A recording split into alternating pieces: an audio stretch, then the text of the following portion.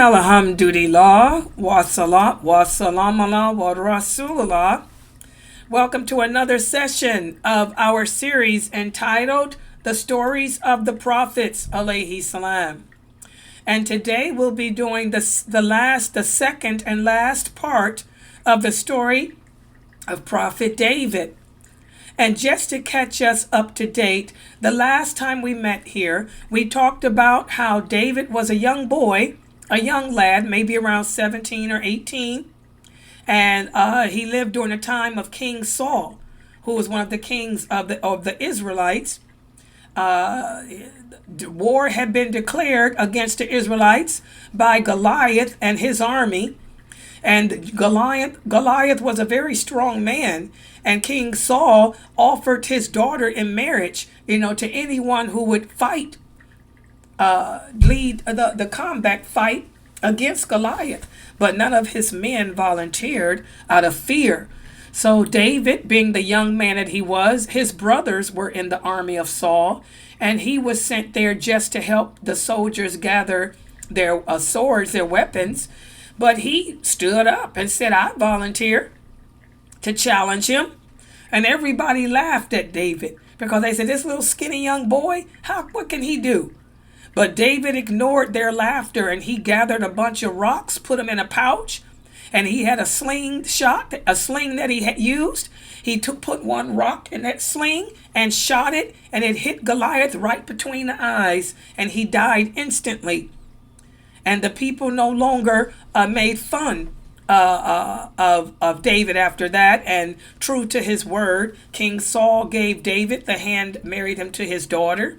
And David, became very close with his father-in-law and proved to be a great man of intelligence and wisdom.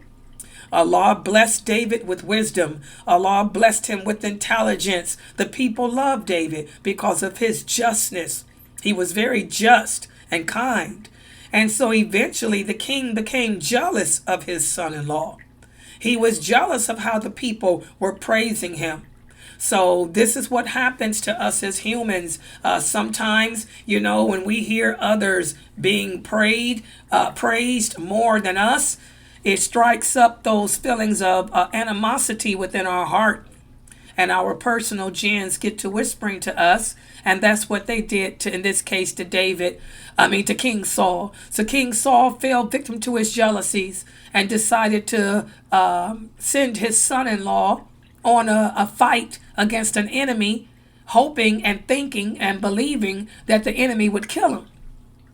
And when the king's daughter heard her father discussing that, she went and told her husband. She said, my father is sending you away to fight against some enemies, hoping that you'll be killed. He's become jealous.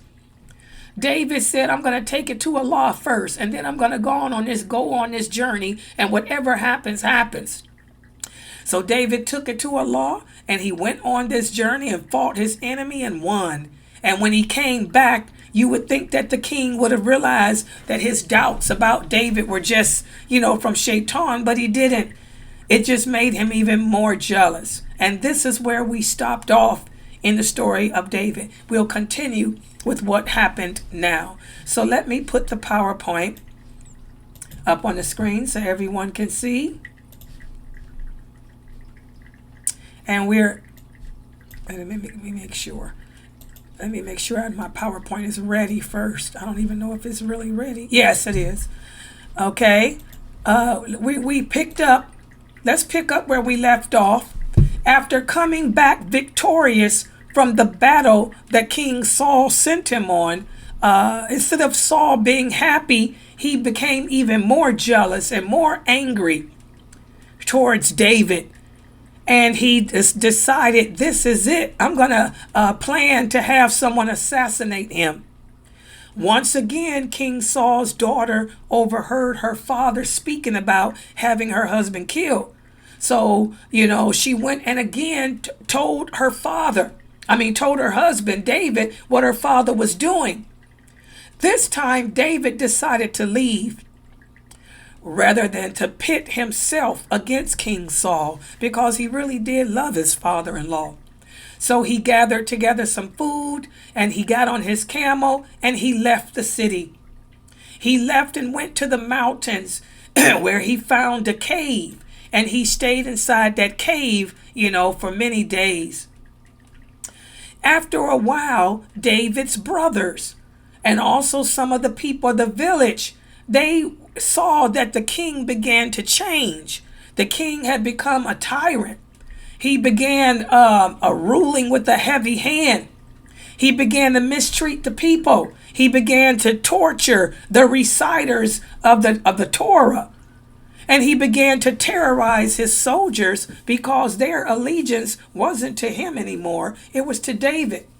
So David's brothers and others joined him at the cave and decided that they would fight with him against King Saul. Okay? But once again, David didn't want to fight King Saul. He really liked his father-in-law. But even still, he didn't like hearing what his father-in-law was doing to the people. So David decided that he would meet the king's army with his own army. And the king's army had traveled a great distance to try to get to David. In fact, they traveled so far that they became tired and decided to rest at a valley and go to sleep. Remember, Allah blessed David with wisdom. David didn't want to have a war and fight against his own people. So what David decided to do was to go to the sleeping army, and he crept up upon Saul, who was asleep, and he removed King Saul's spear, and he cut off a piece of his garment with a sword. And then David woke the king up and said, "Look, I do not hate you, and I do not want to kill you. If I did, I could have killed you right now while you were asleep." He said, "Here is a piece of the garment that you're wearing. I could have taken your neck off instead, but I didn't, because I really do love you as my father-in-law." He said, "My mission is one of love, not malice." And that's when the King Saul, realized that he had fallen victim to his own insecurities, and he begged David to forgive him. So David forgave King Saul, and David ended up going back to his home with his father-in-law. And time went by, and the Israelites fought against many other people. And King Saul happened to be killed in one of those battles against their enemies. And when King Saul was killed, David succeeded him. David succeeded him as the king over the people. And so he was made king, and the people were happy because they loved David anyway. They loved him because of his wisdom, his strength. And so thus Allah made David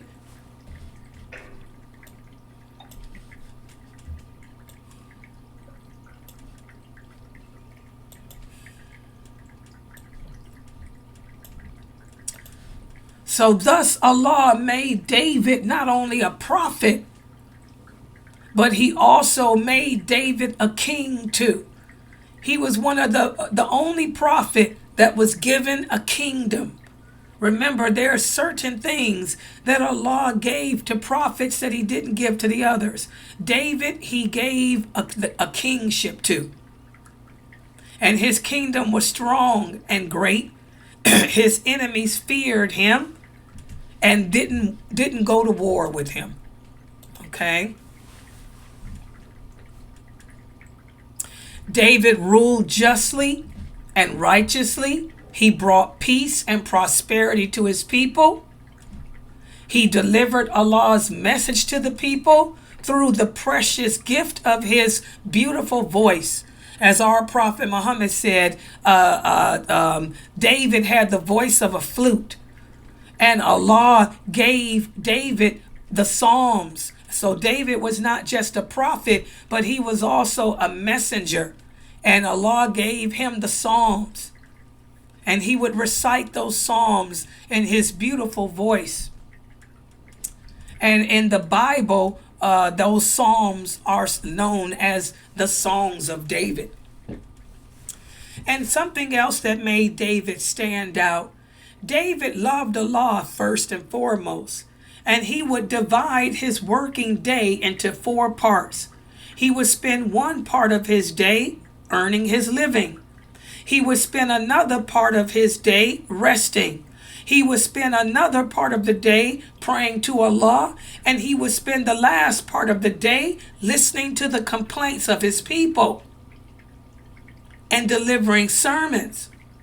He also appointed deputies to listen to his subjects' complaints in his absence, so that the people's problems would never be neglected. So as you can see, just like our Prophet Muhammad, David alayhi salam, wanted to really make sure that the people, that their needs were met, their demands were met, and that they weren't living an oppressive life. And even though he was a king, he did not live off the income of being a king. He worked for his money. He was well experienced in weapon making, and he made and sold weapons, and he lived off that income. He did not live off the income of being a king. One day, as David was praying in his praying niche, he ordered his guards to not allow anyone to interrupt him. But 2 men managed to enter into his room, and he asked them, "Who are you?" One of the men said, "Don't be frightened. We have a dispute, and we have come to you for judgment." David asked them, "What is your dispute?" Because remember, David was known for his wisdom. And the first man said, "This is my brother, and he has 99 sheep, and I only have 1. He gave it to me, but took it back." And when David heard this, he didn't even ask the other man for his side. He simply said, "You were wrong by taking the sheep back." And many people oppress each other. The people who oppress each other are nothing, are people who don't believe in Allah. Only the believers avoid oppression. And as soon as David uttered that judgment, the 2 men vanished. And David realized that those were not men, but instead those were 2 angels that Allah had sent to test him and to teach him a lesson. And the lesson that David learned from that was to never pass judgment without hearing from both sides of a dispute. So that's the story of David as taught to us by Allah in the Quran. Also, Allah tells us that David went on to have a son, and his son's name was Solomon. And when David died, his son Solomon inherited not only his kingdom, but also his prophethood. So the next time we meet, we're going to speak about the story of Prophet Solomon. All right? So I'm going to stop right here.